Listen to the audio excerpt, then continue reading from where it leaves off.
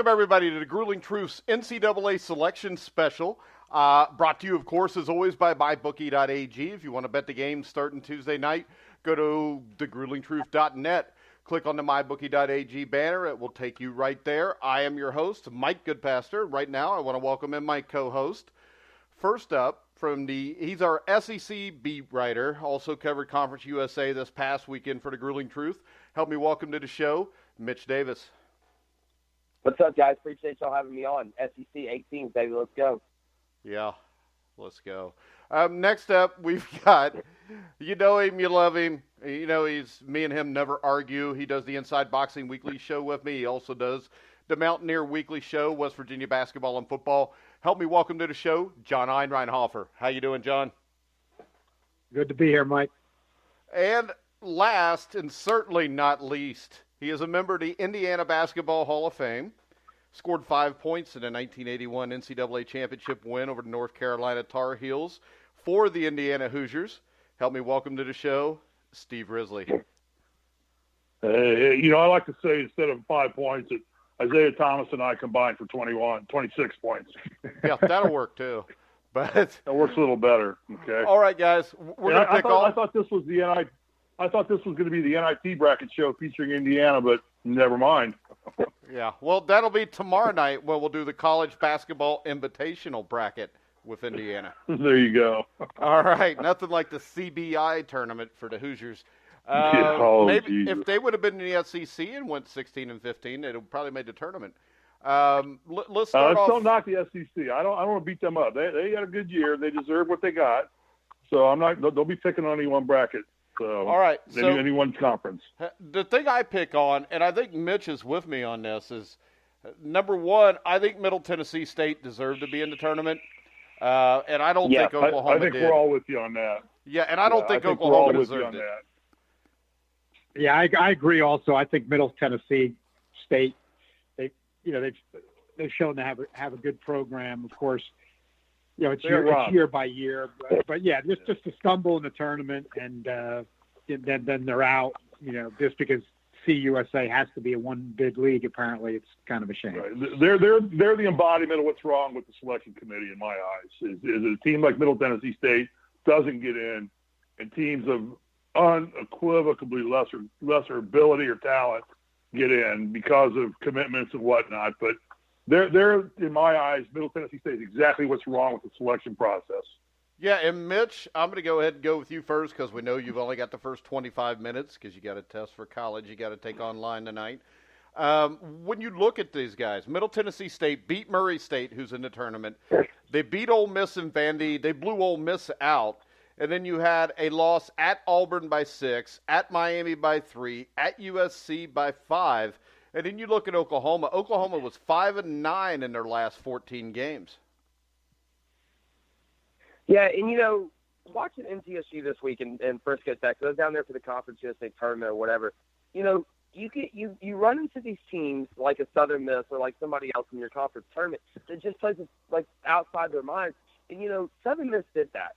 And, I don't think we should punish MTSU for not, having the best game of their life and not, showing up against Southern Miss. And, I really, really feel like MTSU, I had followed the Conference USA for most of the year just from afar and whatever.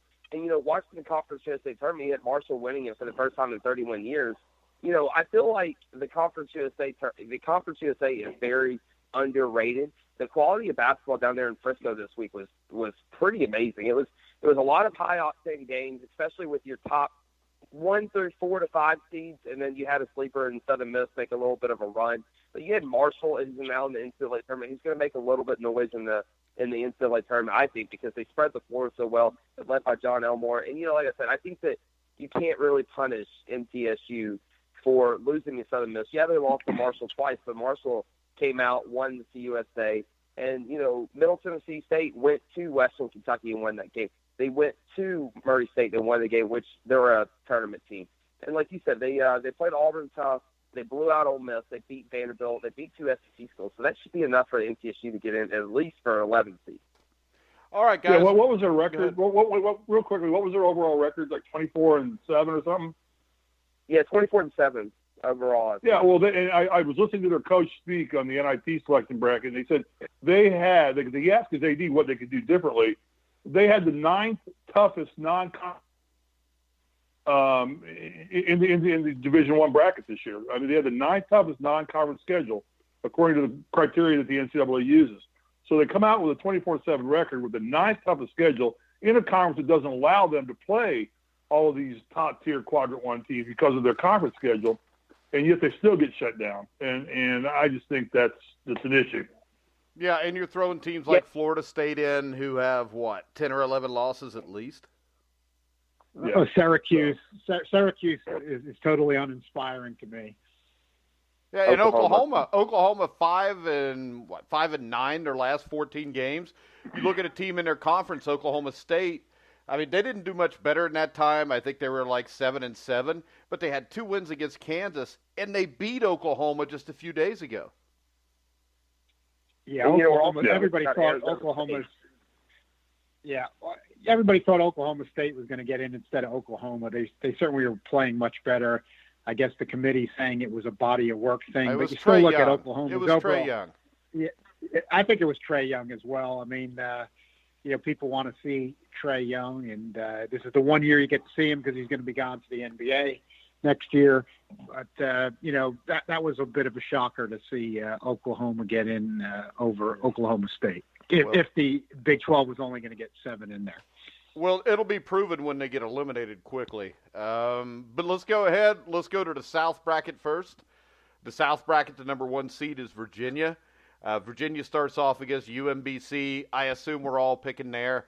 The interesting game here is the 8-9 game between Creighton and Kansas State. Creighton's a team that's capable of beating Virginia, I think. I think they match up fairly well with them. And when I look at this bracket, I mean, you see Kentucky Davidson, which I know Mitch is a Kentucky fan, which I would say I'm not going to hold it against him, but I am. But Davidson's a team that can do something there. And when you look at this entire bracket as a whole, I think the 2 most dangerous teams here could be Arizona and Cincinnati, Mitch. And I'm going to kind of go against you a little bit. I like Tennessee. What Tennessee has been able to do, they are very physical with Adam Strofel and then also with Grant Williams as well. Those guys can ball. And, it showed up a little bit today in the SEC Championship, which, by the way, I'm very happy with how that came out with being a Kentucky fan. Won our 4th straight. But, Kentucky. You get what you pay for, Mitch. Hey, I mean, I can't comment on the FBI stuff, so because we don't know who's all involved in that. But I think my team's in that. I've covered the AAC a little bit as well with Memphis, and I really like Cincinnati coming out of there. They came back against the Tigers on Saturday in the semifinals. They were down, I think, 13 points. I like Cincinnati. I like their toughness, but I really like Tennessee in this bracket. I do. I think the Volunteers have a very tough team. They've been proven all year to be one of the toughest teams in the SEC. And today, it was a grinded out slugfest between them and Kentucky. And I think Kentucky, the fan base, got the Kentucky to win. But I think Tennessee is made for March. All right, John, what's your take on the South bracket? I reluctantly have to say that I like the way Kentucky's coming on. They've got the talent level. They always have a lot of young guys, of course, this year. I saw them play very well against WVU in Morgantown. And then, they went back down. They've been erratic all year. But with a team like that, Calipari's got the experience, of course, and they get the talent. Younger guys, now they've got the experience of the full season. I think they're coming on. But I think that, Virginia, Mike, you and I had talked earlier before we were even on the podcast about, having reservations about Virginia's offense. I have those reservations despite the fact they've only lost 2 games all year. I did see WVU, beat them up in Morgantown, and WVU beat them in Charlottesville last year, and they're both defensive teams. But I guess maybe, I've seen firsthand how Virginia's offense can get bogged down at times when they're defended well. But I think that I'm going to go with them, the number 1 seed. I just look at that bracket. I like the way Kentucky's coming on, but I just don't think they're going to be able to get by Virginia this year with the discipline that Virginia has defensively. And I think the seeds will play out true to form there in terms of Virginia coming out of the South. All right, Steve, South. Yeah, I'll make it real simple for you. I tend to look at things a little differently, having played in it and won the thing. And first off, coaching really starts to matter in this tournament. I mean, more so than even it does in the regular season. And what I look for teams that have multiple ways of putting points on the board and multiple defenses they can use, because they're looking at teams that they don't normally see and don't understand as well as they do. And I really like Tennessee, and I like Arizona playing for a spot in the Final Four. I think those are two very well-coached teams, and I think they both play a brand of basketball that lends itself to tournament play, the one-and-done mentality. They have multiple ways of scoring, and both are fairly physical teams. And for me to say that about Arizona, a Pac-12 team, I watched them play here recently, and I think they're a very physical team. Tennessee's a very physical team. So I really like Tennessee and Arizona duking it out. I think they've got the best combination of package of what I would say a team that they can get themselves into position to play into the Final Four. When I look at this, I think Arizona with DeAndre Ayton is going to be a handful for anybody. I think they take out Kentucky. I think they're going to play Virginia in the Sweet 16. On the other end, I mean, a team to watch out for to me is Loyola Chicago. They can play. And I don't buy in. I respect what you say, Mitch, but I don't think Tennessee is that great. And the other thing, when I look at this bracket, I don't see any teams outside of Virginia where I'm thinking they're really well coached. I mean, Sean Miller's made a habit of taking a lot of talent and coming up short in a tournament, Steve. Taking a lot of money from Adidas, too. Yeah, but what the hell? So, Mitch, who's your pick to go to the Final Four out of this bracket? You know, I'm gonna go with Cincinnati. I do want to pick. My sleeper would probably be Tennessee or Kentucky just because of how they've played throughout the year. But I think Cincinnati's just too physical. I like what the coach does. I can't pronounce his last name. And being from Memphis, it's kind of hard to say Cincinnati. But I am going to pick the Bearcats to come out of this bracket and go to the Final Four. All right, Steve, what was your take again? I'm going to take Arizona. I think that many times adversity turns itself into opportunity. I think of what Arizona went through. I think it's probably focused the entire team, coaching staff, and everybody a little bit more. I think they've got a chip on their shoulder through all this. I think they have the talent and the capable players. And I'm gonna go with Arizona to come out of this one. All right. I'm not impressed with Virginia. Yeah, I'm going with Virginia. Virginia. Actually, the Kyle Guy from my high school. Kyle Guy allegedly thinks he broke all my high school scoring records at Lawrence Central High School where I went, but he did it in 4 years, where I did it in 3. So the hell with him. I don't like him. I don't like Virginia. Okay, that's a good reason. I'm taking Virginia just because Steve doesn't like him, and I would like to bring up the fact that Kyle Guy started as a freshman. I don't like him either, too. but I had to take him. Yeah, I mean, I started as a freshman too. I mean, it's hard to not like a team that plays in the ACC and only loses 2 games. All right, let's go to the. I understand. Yeah, let's go to the West bracket where we've got Xavier as the 1 seed. We got Ohio State in there, Big Ten team, Steve, number 5, Gonzaga at 4. I really like Houston and San Diego State. I think either one of them could be scary. Michigan, I think, is scary. North Carolina is a little, sometimes they're good, sometimes they're not. Providence is another team that I look at. They can pull upsets. I mean, they beat Xavier. They almost beat Villanova, took them to overtime. So when you look at the West, Steve, who do you like out of there? Well, Xavier definitely has proven himself throughout the whole course of the season. They had a slip up here in the tournament, but that's one game in a tournament where they already knew they were going. And I don't think that game had as much meaning for them as it probably did for Providence. But I like Xavier, obviously. They got senior leadership. And that's, we talked about that before. And it's hard to find in college basketball when you got kids that are actually there 4 years now that are big contributors to the program. Usually the kids that are 4-year, seniors or kids that are sitting on the bench for 4 years. You got to like Gonzaga. They've been there. They know how to get there. They're well coached.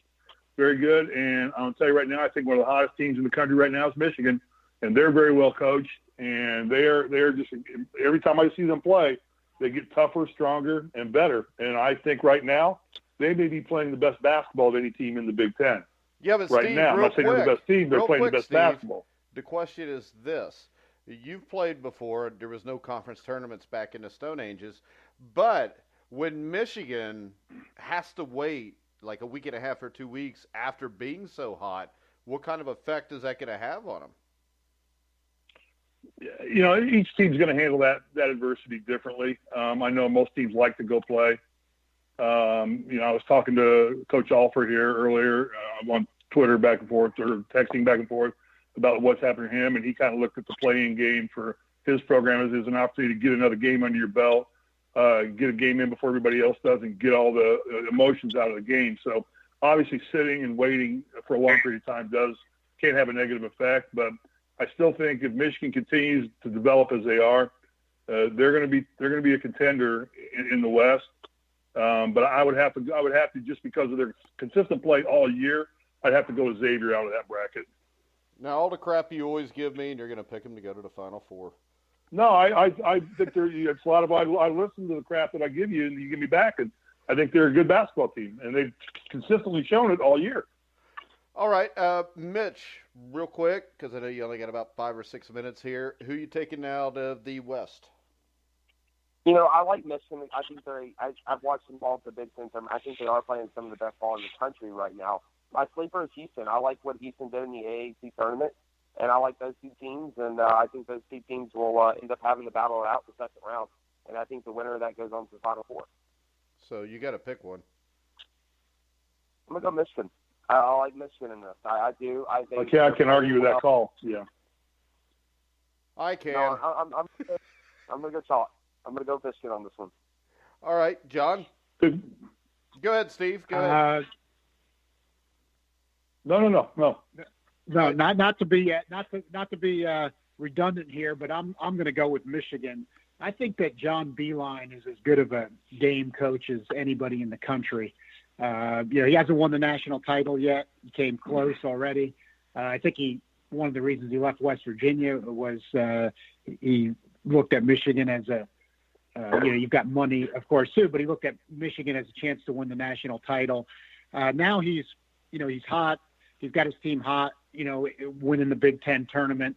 You have the oddity, as you guys were already talking about, that they got the extra week off because the Big Ten tournament was a week early because they wanted to be in New York. But, let's look at reality. They got Montana in the first round. So even though we can have upsets, you get a week to rest all your guys after a long season, rest up, work on some things, and then you got Montana in the first round. It's not a significant threat, so you're back playing, and then first weekend you got another game coming right up. So I don't think there's going to be a rust problem, and I think that you get that extra week to rest your guys. So I think that may actually help them.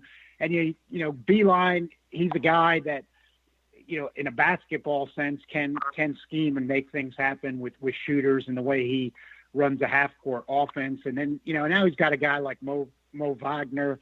He hasn't had guys like that type of guy in the past. And, you add a guy like that to what he can already do scheme-wise, offensively and defensively. And like Steve talked about earlier, when you get to the tournament, the coaching matters more. You've got to face different styles in short period of times.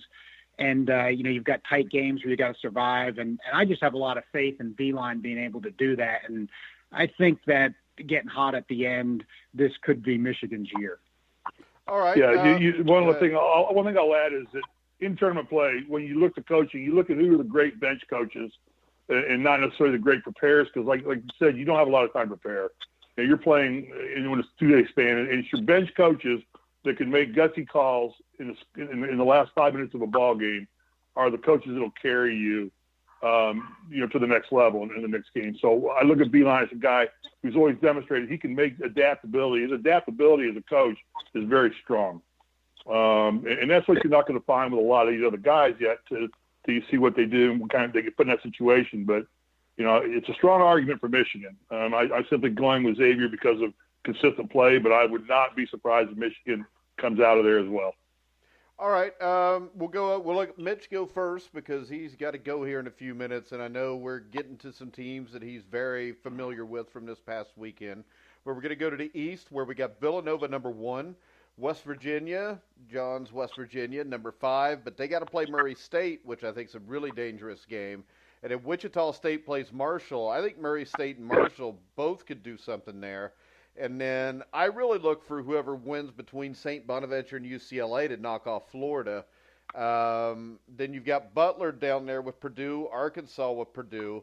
So what do you think happens in the East, Mitch? You know, I really, really like Marshall. I think they're going to make some noise. I think they're going to the Sweet 16. I think they're going to end up playing West Virginia. I love that matchup. And like you said, Murray State's going to cause West Virginia to lose a little bit.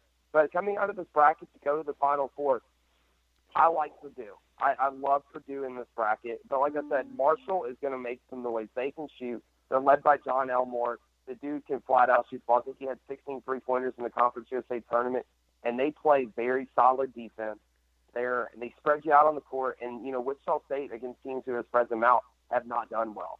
And I think Marshall wins that first game. And then when they play West Virginia, anything goes with this because Marshall has been wanting to play for West Virginia for years. And this is going to be a big-time rivalry game. And I've got Marshall Thundering Herd going to the Sweet 16, but I've got Purdue coming out of this bracket going to the Final Four. All right. When I look at this, the one thing that's glaring to me is I think that Villanova is one of the 2 or 3 best teams in the country. They have a great coach who's proven and won a championship. Matt Painter cannot coach in tournaments. And I think Purdue gets knocked out in the second round by either Arkansas or Butler. But I don't think with Matt Painter coaching them that a Final Four is in their future anytime that he's there. I think Villanova is by far the best team here. So I'm going with Villanova. John, you want to defend your Mountaineers? Yeah, I'm surprised. I agree with Mitch on a lot of things, and I have a lot of familiarities with these teams. I've known John Elmore since he was a little kid. He's played a lot of basketball with my son. Picked up for everything else literally right down the hill from where I am now. And of course, I follow the Mountaineers, cover them regularly. I think that Marshall does have that spread the floor offense that's a little bit different. Dan D'Antoni runs that system like Mike does in the NBA at Houston, and he's a great coaching story. He took the Marshall job in his 60s. It was a questionable hire, even though he's in. Real quick, John, Mitch, if you got to go ahead. I'm going to go. Can I pick my Midwest Final Four real quick, and then I will have to go take a test real quick. Yeah, give us our fourth pick here. So Charleston's going to beat Auburn, by the way, in the first round. That's just going to be a heads up upset there. The Midwest is wide open. I really like. I'm going to go with Duke. I'm just going to go with the talk here. I like Duke. Duke's been solid all year, and I haven't thought much about the Midwest, but I'm going with Duke in this bracket. All right, Mitch. Thanks for calling in. Sorry we interrupted you, John. But go ahead.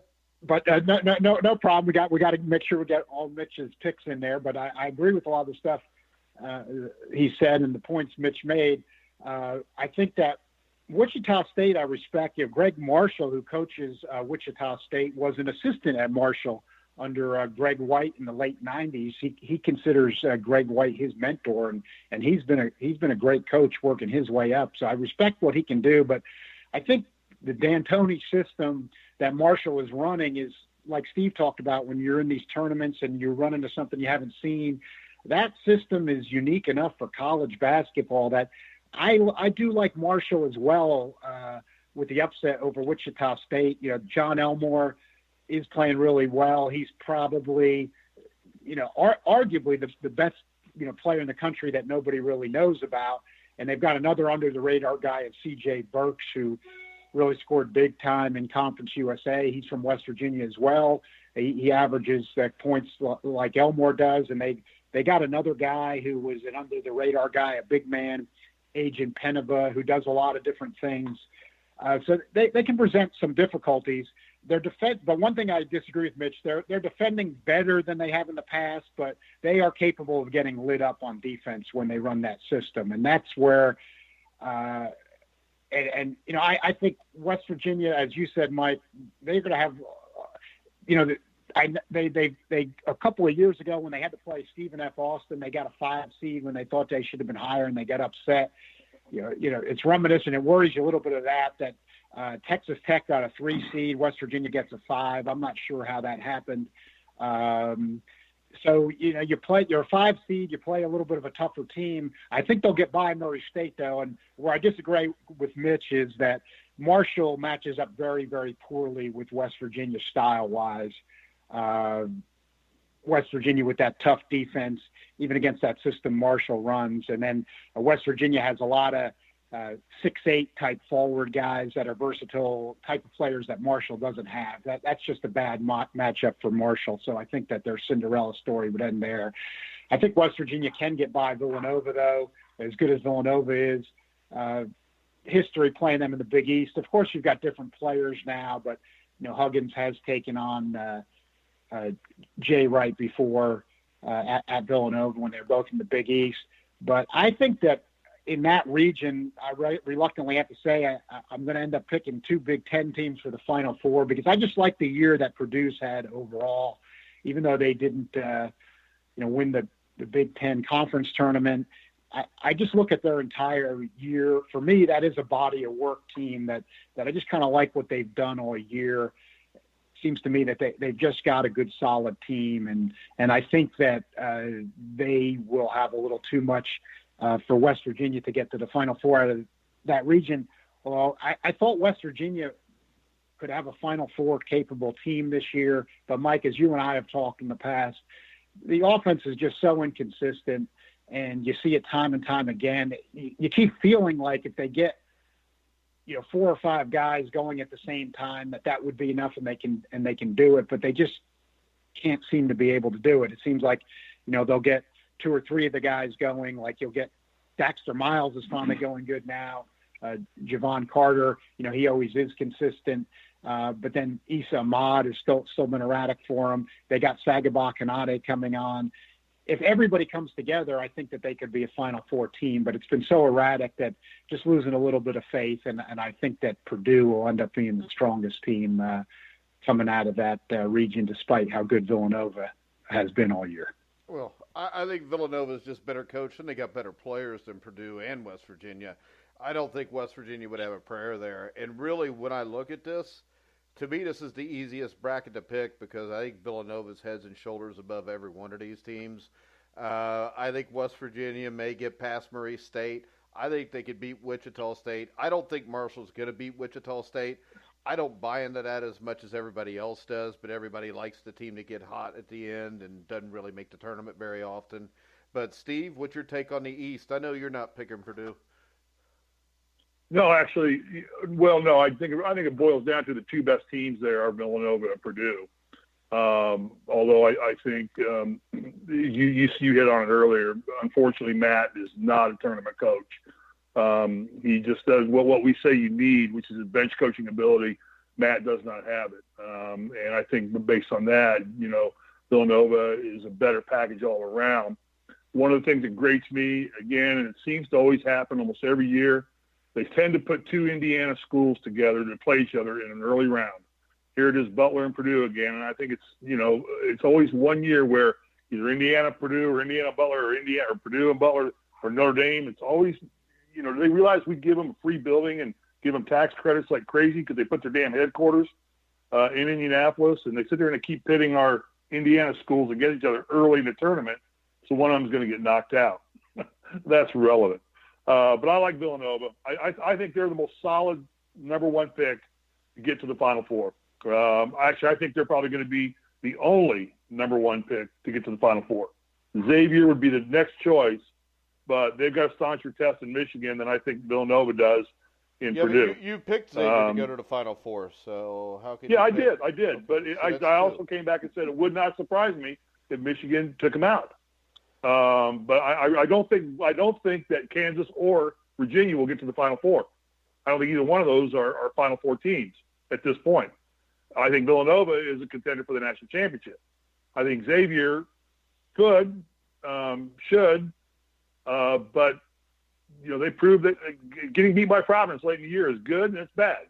It shows you got a vulnerability. But I like Villanova out of that bracket solidly. I mean, I don't think it's a question. All right, next up we go to the Midwest, which I think is by far the best bracket.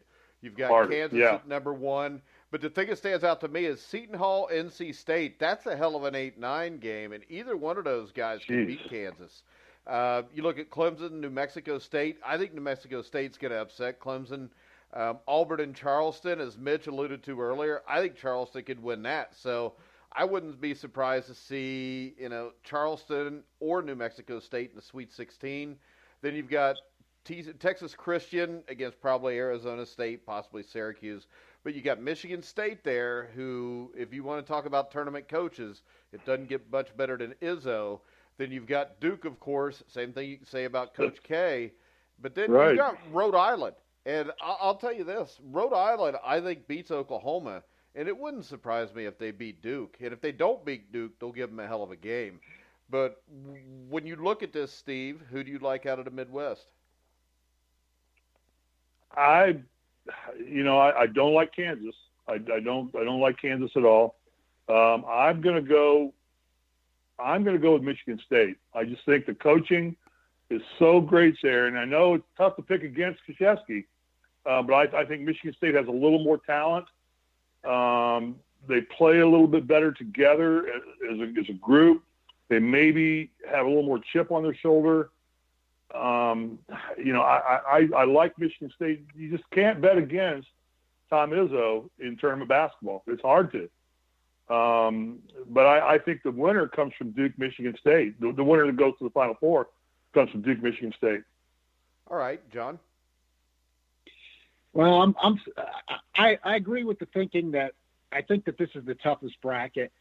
Seton Hall, NC State, that is an interesting game. Rhode Island's had a top 25 caliber team this year, and they got a struggling Oklahoma team in the first round. That could be an interesting sleeper team, but I think it still does. I'm looking at the big boys here, the top 3 in this bracket. Kansas, Duke, Michigan State. Michigan State had an awful good year, almost the entirety of the season, even though they just didn't win the conference tournament. They do have, some distractions now, and I don't like to overrate the intangible part, but it is there, and I think that could maybe just take a little bit of steam out of them. You got Krzyzewski and Duke's there. I think I never thought I'd be picking Kansas this year. I didn't think this was going to be their year. Hadn't until recently, but I'm just looking now, the way they got guys shooting the ball from the outside, and if Azubuike, if he comes back, the 7-footer, they won the conference tournament without him. He comes back, the way they're shooting from the outside and with the things Graham can do, I'm just thinking maybe this is coming together for them one time as it hasn't in recent years at the end at the right time, and that it's a very tough bracket with Michigan State and Duke there also. But I think I hate to change on what I've seen recently, but you have to adjust on what you see. And I thought this was going to be West Virginia's year over Kansas during the regular season, and then in the tournament. Didn't quite play out that way. West Virginia lost to Kansas just for the 3rd time last night, and that was Kansas without Azubuike. They're supposed to be getting him back. I think that gives them enough different things that they can do that I think that they come out of the Midwest. All right, Midwest. One other thing here, let me point out too is that one of the things here, and even Krzyzewski alluded to this a little bit. Grayson, the kid. He's got a chip on his shoulder. He's kind of got a reputation that he carries around with him. And now he's coming into referees who, ACC, they have their own group of referees that ref these games, get to know these kids, just like the Big Ten does. And now you get different referees, and this kid got a little bit of baggage with him. And Krzyzewski was kind of alluding to the fact that sometimes could work against you with a kid like that. If he does something minute, it gets blown out of proportion. And, it becomes a liability if they lose him with his point production and his leadership. So that's a concern I have for Duke there. I don't think the issue that's going on at Michigan State is going to affect the basketball program. I think Izzo's smart enough to dance around that. I'm certainly not going to pick Kansas because they're probably going to end up with Romeo Langford, which then I'm not going to like him. So. He's coming in the end. But you just got to have faith. There you go. But it's one thing to think about with Duke is this, just the situation happening with him, with that player, and we'll see. I do think it's the hardest bracket. There's 4 teams there: Seton Hall, Kansas, Duke, and Michigan State could easily ride their way into the Final Four. One of those 4 will come out. I think Rhode Island and Seton Hall, or Rhode Island and North Carolina State, are capable too. Yeah, on a little bit lesser level, which is why you play the game. I'm going with Michigan State in that one. When I look at it, to me, I just think they're better than Duke if they get to play them there. And I really think Rhode Island can beat Duke. I know everybody will tell me I'm nuts, but that's not the first time that's ever happened. So, John, your Final Four, you got Virginia against Michigan, Purdue against Kansas. Who's your Final Four and who's your national champion? Or the championship game and your national champion? I got Kansas and Michigan in the championship game, and I think Steve makes a lot of good points about the game coaching and the tournament situation.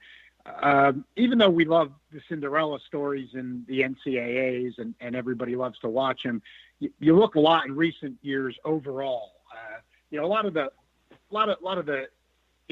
it's a lot of the big power programs still end up being the ones left standing at the end. Not all the time, but that's the way I got it picked this year. Why I just say that is when you got those kind of programs, these are talented teams. These are teams that are getting top recruits. They got the talent, but then you get where that game coaching in the tournament situation, when the pressure's on, can matter. And I've seen Beeline do it. I saw him turn around the West Virginia program.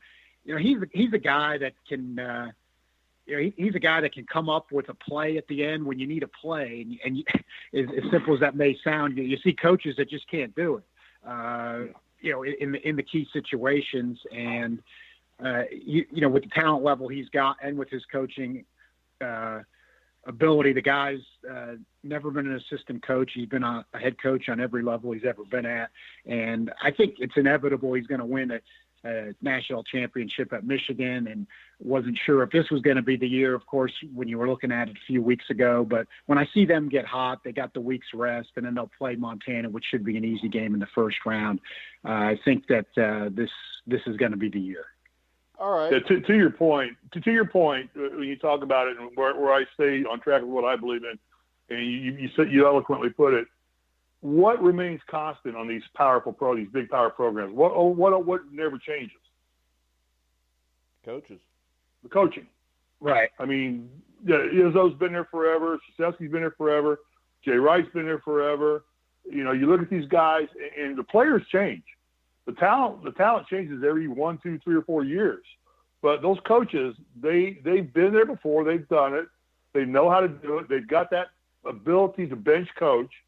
And that's why you continue to see those 4 teams generally. And there'll be one upstart team that'll just be, catch fire beyond belief, and will just talent their way into the Final Four. Yeah, but Steve, rarely do they win it. If you go with programs that are considered smaller, I mean, you got Gonzaga and Xavier, who their constant is their coaching. And with Butler, they've been kind of a constant. It may not be the same coach, but they go from Brad Stevens to Holtzman, and they don't really lose anything, and they're still a top program.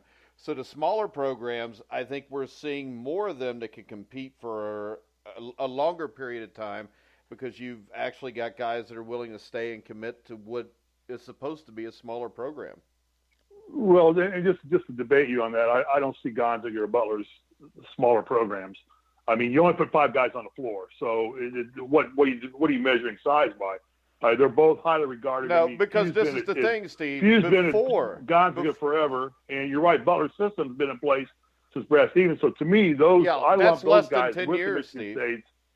That's less than 10 years. Well, but 10 think, years is an eternity in college basketball. But I think one thing you got to remember, though, too, is this is where the college game, though, is different than the pro game in football and basketball, because while these guys all are great coaches, the program builds a reputation, and then you get to recruit your talent. There's no draft in college sports. In other words, if Kentucky can get all the top players to come with them, they all can go to Kentucky. There's no limit. If Michigan can get them, they can all go there. So while these coaches know how to game coach, there's also levels of talent when their program has built that reputation that they get, where in pro sports, you have a draft. Now you have free agency, so there's some degree of that you didn't used to have in pro sports that you have now. But, of course, you didn't have that, 40, 50 years ago.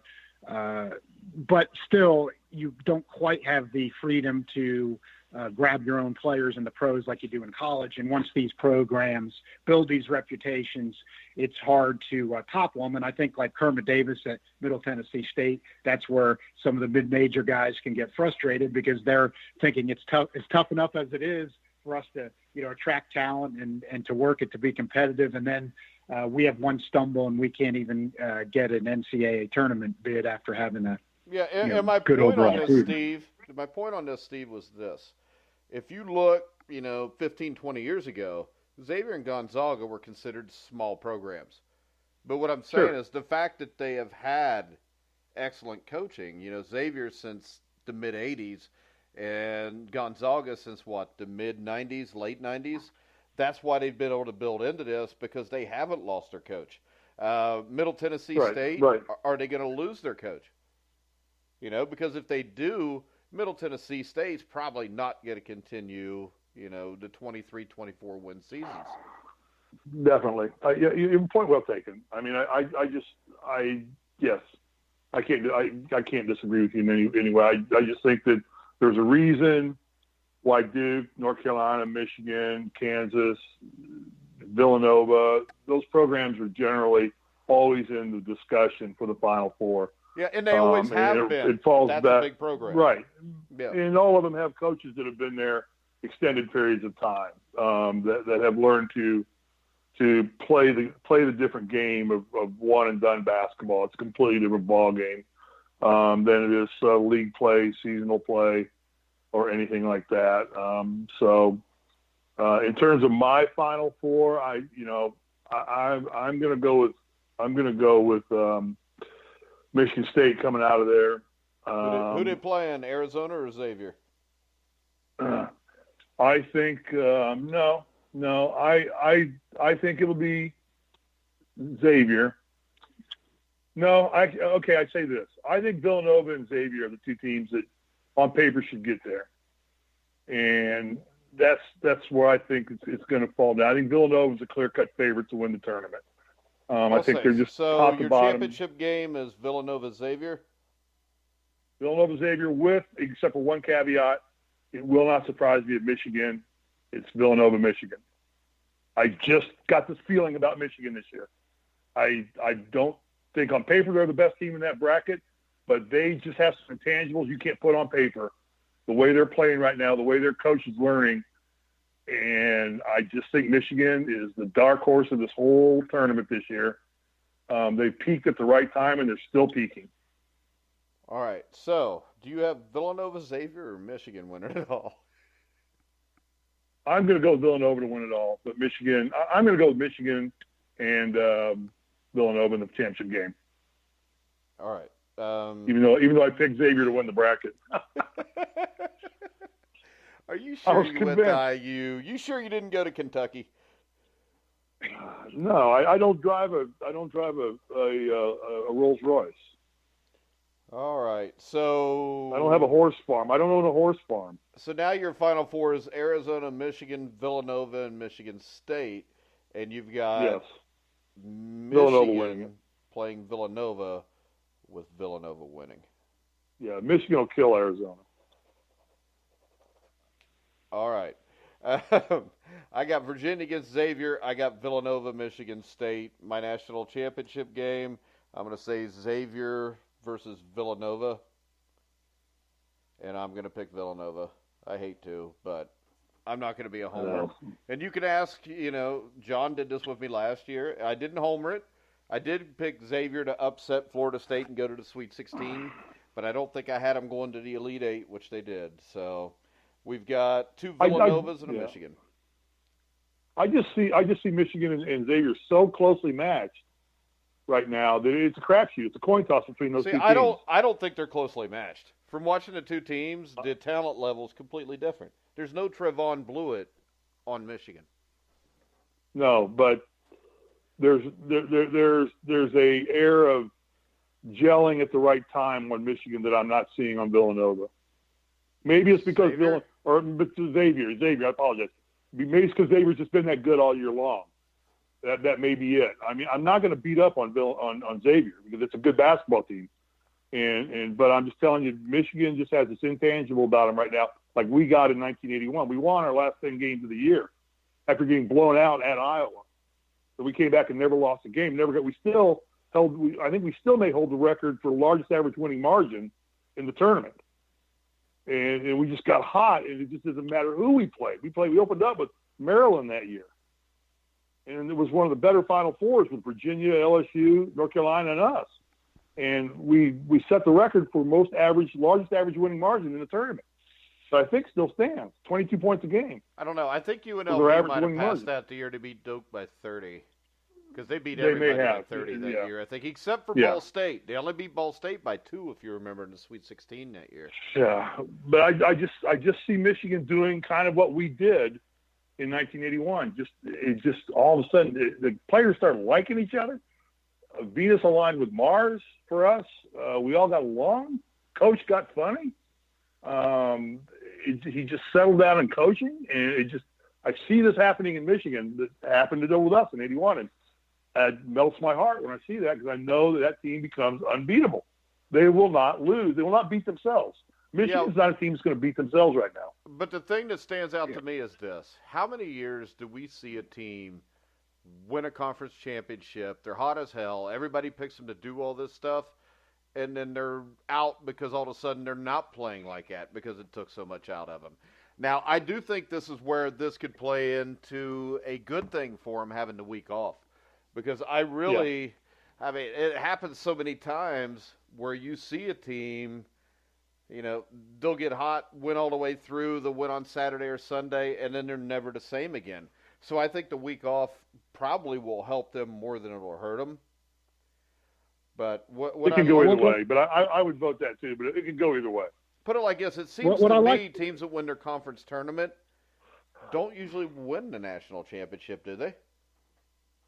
Well, what I like though too about Michigan though is when you get into the intensity of the NCAA tournament, and you're going to have tight games. Michigan can run a half-court set. When they need a basket, they can get a basket. With Beeline and right. They have multiple ways of scoring. Yeah, you watch different teams, and you start to appreciate a coach like Beeline that not all these teams can do that. When it's a 1-point game and you're down and there's 10 seconds left. He can run a play or he can go into a half-court set that can get you what you need, and that can be the difference in these kind of situations. And he's got enough talent now, being at Michigan, that I think this could be. Of course, it's a tournament, it's one and done. Anything a lot could happen. Yeah, but the thing is, to beat Xavier or Villanova, you're going to have to be hot because Xavier and Villanova are the same type teams with better talent. Well, let me throw this out there to you too, Mike. Michigan didn't get hot in the Big Ten tournament. They were hot going into the Big Ten tournament. They just plowed through the Big Ten tournament. They were hot the last half of the Big Ten season. Not the last half. And the last 4 weeks. Well, they were steamrolling. They lost to Northwestern. They got blown out by Northwestern. They were steamrolling. Well, we lost to Iowa. I mean, we got drilled by Iowa by 30 points. What's that mean? And we suck just like Iowa does. We didn't get blown out in Iowa. Yeah, we did. We lost by 2. Okay. Well, that's a blowout. When they start throwing McDonald's hamburgers at you with a minute and a half to go, you're getting blown out. Trust me. Well, anyway, where we couldn't make free throws. Michigan is a team that was hot going into the Big Ten. They plowed through the Big Ten. They didn't falter in tournament play. It's a good test for them. They've got a week off. If they're smart, they use that to rest, to regroup, to prepare, and then they let Beeline bench coach them. They keep that momentum going. The biggest thing, the unknown right now with Michigan is, was Beeline able to keep the momentum going with that week off? That's the only way that week off hurts them, is if that momentum that they've built slips. If they continue to keep that momentum, Michigan is very dangerous to the championship game. Then it's 51% luck who wins it from there. Trust me, I have a ring. It's 51% luck. And with that, I guess I just shut everybody up. Not really. That's the truth. Can't argue with that. I was looking at the teams that Michigan beat this year. And well, I'm not. You tried awful impressed. hard to defend Xavier, and that's okay. I'm not defending Xavier. No, I'm trying to let people understand this. I don't care. The Xavier thing has nothing to do with it right now, other than Michigan is just. I don't think they're that good. I don't think anybody in the Big Ten is that good. I think Michigan State's scary because you got Bagley and you got Izzo. When I look at Michigan, they got Beeline. I don't see with Michigan a player that stands out as being the guy that can take the game over at the end to get you over the hump. That's what I don't see. And I also there. I don't see a guy like a Kyle Guy who can ruin it for you. If Guy pisses on himself, Virginia's dead. Well, yeah. Or any team that's got one superstar player, you're living and dying with that player. If he has a bad tournament game, goodbye. The reason I picked Virginia I agree. The reason I picked Virginia over there is this. I think the University of Cincinnati, bench coach-wise with Mick Cronin, is not that good. To me, he is a disciple of John's guy, Bob Huggins. And I don't think – it's just like when Kentucky, you remember in the early 90s or late 80s, early 90s, Pitino gets there. He gets all these shooters. They shoot all these threes, and for 5 or 6 years they'll get to tournament. And they'll just blow everybody's doors off for a couple games. And then they'll show up a game and can't hit the broadside of a barn. This is kind of the opposite when you look at West Virginia and Cincinnati, where defensively they shut everybody down. But as soon as somebody comes in that gets hot or can shoot the ball, they don't have an offensive answer. So to me, they're kind of one-dimensional teams. And the only reason I picked Virginia to go to the Final Four is because I think they're going to play another team that's one-dimensional, and I think Virginia just offensively is a little bit better. I don't think – I already said it. I don't think Virginia gets by Arizona. So – I think that would not surprise me either. But the problem there is when you're talking about bench coaching in the tournament, it doesn't get much worse than Sean Miller. Yeah, and all the principles. I get it. I don't see either one of them being a factor. I don't see either one of them being a factor for the national championship. Somebody out of that bracket's got to go to the Final Four. If it's Virginia or Arizona, neither one of them are going to be contenders for the national championship. No, even if they get to one and get to the game, they're not going to be a contender for it. I mean, my dark horse there is Cincinnati because when they do shoot the ball well, it's kind of like West Virginia. If West Virginia or Cincinnati shoot the ball well, your ass is done because they're going to out-defend you. Yeah, if West Virginia shoots the ball well, they got Konate now with a inside presence and a defensive presence. I mean, they could still live up to the expectations I had for them at the beginning of the year, but you keep waiting for it to happen. But see, it's Bob Huggins. It just doesn't quite get there. It's Bob Huggins. Well, Bob Huggins, you see their weakness in the half court consistently on offense, and when you watch them all the time, I don't think it can be denied. Homers that want to boost the team, they'll deny it, but you watch it enough, right? When that's kind of the opposite. I've seen Beeline, I've seen Bob Huggins, and when that's why I do have appreciation with some of the things that John Beeline can do there. Bob Huggins does some other things well, but when you get into game coaching and you need something in the half court, that's a weakness for West Virginia. And you get tight games in the tournament, and it can be a problem. Well, and my thing is this: when I look at this, I think Beeline someday will win a national championship. I just have seen this so much where a team gets hot. It's kind of like when you watch an NFL wild card game or a divisional playoff, and somebody comes out and just pastes the shit out of somebody and beats them 48-10. And then everybody's like, they're going to the Super Bowl. And the next week they come out and they lose 20-3. I mean, momentum is only as good as the way you start your next game. And if Michigan comes out and misses their first 4 or 5 shots, falls 8-0 behind, your momentum's gone.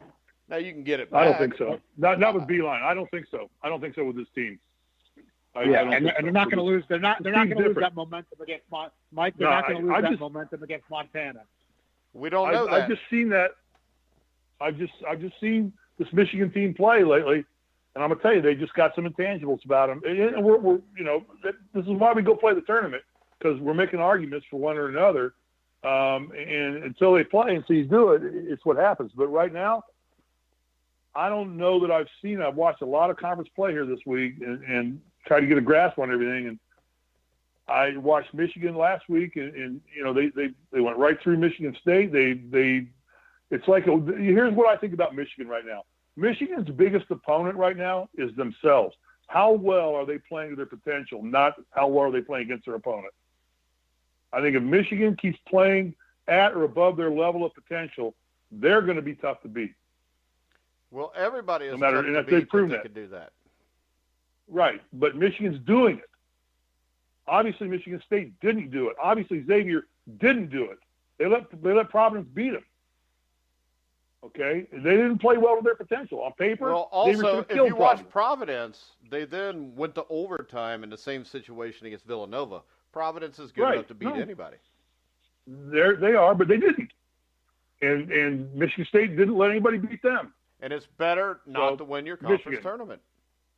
I don't look at the percentages. Look at the percentages. Okay. I mean, when you look at teams that have won. On Villanova, I got them on paper as being the team that should. It's their. Oh, me too. I just picked Villanova to win it all. Yeah, but I think Michigan's the team that's going to surprise a lot of people. It's going to keep coming. Well, and I can tell you this. Montana will stay in the game with them. I mean, if you look at Montana and what they're doing against bigger programs, they're not bad. And we see 14s beat 3s every other year anymore. But it's not going to happen. I don't think it's going to happen this year. I think Michigan's going to. I think this is going to be Michigan's year. I think they're going to go all the way. Yeah. When's the last time Montana was in the NCAA tournament? Last year. Were they? I have no clue. I just pulled that out of my ass. They're going to walk into the gym and they're going to just poop their pants. People don't realize. They don't realize they get in these tournaments and like, oh my God, this is the dance. It's like the guy that played with Tiger Woods today. Tiger was leading second place going into the tournament, ended up 10 strokes off the pace. Oh my God, I'm playing with Tiger Woods in the final pairing. I'm pooping my pants. Last time they were I'm going to use the word poop because I think it might be a G-rated show. So. They made it in 2013. Okay, there you go. And they've won. It's going to be fun. Games. They've won 2 games before in the NCAA tournament. And people forget they almost upset UCLA and John Wooden in the regional semifinals in 1975. So that will show you it can be done. Almost only counts in horseshoes and hand grenades and jarts. Whatever jarts are. I almost won the lottery one day too. So no, you didn't. I got 4 numbers right. I almost won it. How many numbers does it take? I've never played the lottery. 6. You were only like 80%. Yeah, I was close. There. But I got $25 as opposed to $25 million. So. All right. So as soon as Michigan gets eliminated, I'm going to call both of you and make fun of you. Go ahead. Please do. Well, that's what's good. The show's recorded, so we've all put ourselves on the line. All right. So let's get this down here. Steve, are you picking Michigan or Villanova? I'm going with Villanova to win it. Okay. So we got 2 Villanovas. I think they have too much firepower. I think Villanova's got too much firepower. Yeah, they're the best team I've seen. Yeah, they're the best team. I mean, and like I said, momentum does. Both teams are going to come into the championship game with momentum. I guarantee you that right now. To get that far, get to that championship game, momentum becomes a non-existent factor at that point because both teams have momentum at that point. So, momentum can come to an end quickly with a team that defends well. Yeah. But all right. Ask Gonzaga about that last year. The only time Gonzaga shot under 40% all season long with North Carolina, threw a defense at them that they couldn't do anything with. They shot 38%. Trust me, and they got killed. I'm a Xavier fan, and they showed up in the Elite Eight and shot 76% for the game. Right, but the only time Gonzaga shot under 40% under undefeated the season last year was the national championship game, and North Carolina just threw it at them. So defense wins these things. I'll tell you, if you want to talk about hot, Gonzaga's a team that can make a run too. We didn't even really talk about Gonzaga worries me more than Michigan as a Xavier fan, because that could be a Sweet 16 game because Gonzaga's going to play Ohio State, and I think Gonzaga will beat Ohio State. I think you'd be foolish betting against Gonzaga until late in the tournament. I think, and Gonzaga's another team that could easily be a sleeper as well. But I've seen more of Michigan. I haven't seen hardly any of Gonzaga play. So, but I know Mark Few is a coach. He's a great coach. They've got some program momentum going. They were there last year. They know what it is to get there. They're not going to be perplexed by the complexity of the entire tournament. And they are a sleeper team for sure. I just don't think that they're as hot as Michigan right now. And you're watching, Michigan will get beat by Montana. Yeah, that's how it usually goes. That's how it Mike goes. wants that. As much as Mike wants that to happen, it's not going to happen this year. Well, there's no way to say something is not going to happen because it's the NCAA tournament, and there's been a hell of a lot bigger upsets than Montana beating Michigan. Yeah. Not happening this year, though. See, and everybody says it. So this year, nobody's going to be upset? No, I'm picking Marshall over Wichita State. Okay. Are you picking Murray State over West Virginia? No. Homer pick like mine. All right. Steve can't have a homer pick. No. I don't have a homer pick this year. Not till our CBI show. No, but I think that Virginia will be the first number one seed to drop. Wouldn't surprise me, but like I said, it's the NCAA tournament. Nothing would surprise me. And at some point, a 16 is going to beat a 1. It's just going to happen.